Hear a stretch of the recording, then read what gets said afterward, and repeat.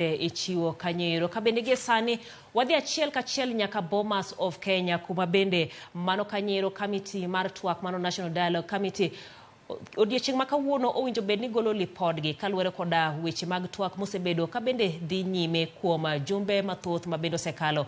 Gie sani wadhi kono ira achiel kachiel ka watudre kod jafwambo marwa mar weche mag siasa Chris Owino. Chris Owino, Lipot owuok to kowuok to en ang'o mabende nitiere kanyo nyaka sani? Erokamano Jael, mana kaka iselero ni nyikwa Ramogi odiochieng' ma kawuono komiti matayo twak e kind riwruok mar Kenya Kwanza kod Azimio onego bed ni chiwo ripot margi ayanga odiochieng' ma kawuono. Kata kamano ranyisi manenore en ni pod nitiere ywaruok ma koni kod kocha kind kweth ariyogo nikech ripot ma kamano onego bed ni ichiwo kar saa 6 odiechieng'. Kata kamano kane wachopo kae kar saa 6 ne onyisowa ni ripot ma kamae ibiro chiwo kar saa 11 mamidhiambo. Bang' saa 11 sani en saa 1 pok ochiw ripot ma kamano. Waneno ka komiti mar jolony wuok kendo wuotho e korido koni kod kocha manyiso ni pok gichopo e winjruok moro amora ndalo 173 nyaka ne chak twak ma kamae e kind piny owacho mar Kenya Kwanza kod riwruok mar Azimio. Maling'ling' mwaseyudo en ni ne nitiere ywaruok e wi moko kuom weche mane oket e ripot ma kamae ka yangore ni kweth mar Kenya Kwanza ne ok mor kod moko kuom weche mane oket e ripot ma kamano. Mae momiyo ne gitamore kendo gikwayo mondo omigi thuolo mar otim lokruok e moko kuom weche mar ripot ma kamano. Nyakwa Ramogi nyalo ng'eyo ni ripot ma kamae onego bed ni ka osewuok to komiti ni motelne kod Kimani Ichung'wah kaachiel kod Kalonzo Musyoka chwalo ripot ma kamae ne ogaye mar Azimio Raila Odinga kaachiel kod jatend piny William Ruto.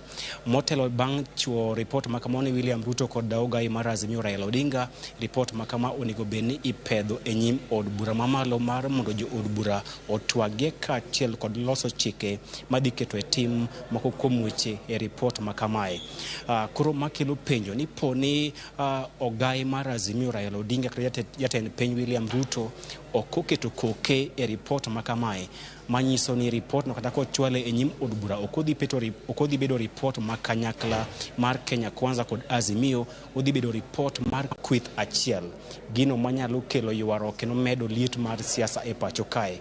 Kata kamano piny owacho mar Kenya Kwanza poni ochwalo ripot ma kamae ka Azimio otamore keto kokgi, gigeno ni ginyalo tiyo kod kwan mamalo mag jo od bura e od bura mamalo kaachiel kod od bura mar Senate mar puodho ripot ma kama. Kata kamano gima duong' en ripot ma kamae onego bed ni ipuodho kod kweth ariyo, kweth mar Azimio kod Kenya Kwanza, mar duoko piny liet mar siasa. Ka waparo gimomiyo ne ochuog komiti mar twak ma kamae ne en kaluwore kod ng'anyo mane ogoyo tach e pacho kae, gino mane oweyo ji mohingo 23 ka owito ngimagi, mwandu mathoth ka okethore kaachiel kod ketho weche mag ohala. Mae momiyo ne ochuog kweth ma kamae mar jolony 10 5 kowuok e Azimio, 5 kowuok e Kenya Kwanza.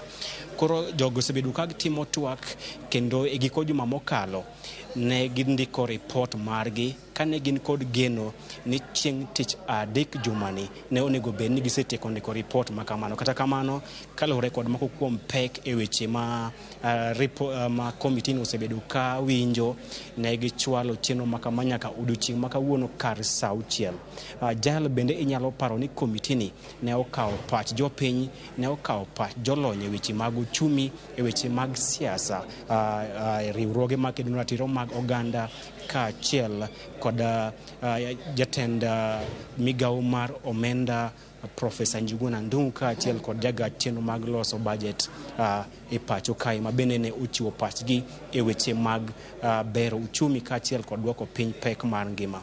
Ahinya gima kelo pek kata gima kelo ywaruok maduong' e twak ma kamae en paro mar duoko piny pek mar ngima, ka Azimio oramo ni gibiro mana keto kokgi e ripot ma kamae poni ripot ma kamae oloso e wi chenro mopie mar duoko piny pek mar ngima. Kata kamano Kenya Kwanza pod osebedo ka golo chung' mang'ich e wi wach mar duoko piny pek mar ngima, ka giwacho ni piny owacho ni kod chenro mopie mar dwoko piny pek mar ngima kokalo e chenro mar miyo jopur mbolea e nengo moyweyo kendo ok bi chungi mondo giti kod paro machielo e dwoko piny pek mar ngima. Komiti ni bende loso e wi wach mar gwelo commissioners manyien mag IEBC bang' ka thuolo mag commissioners mag IEBC mane otelne kod Wafula Chebukati ne oserumo.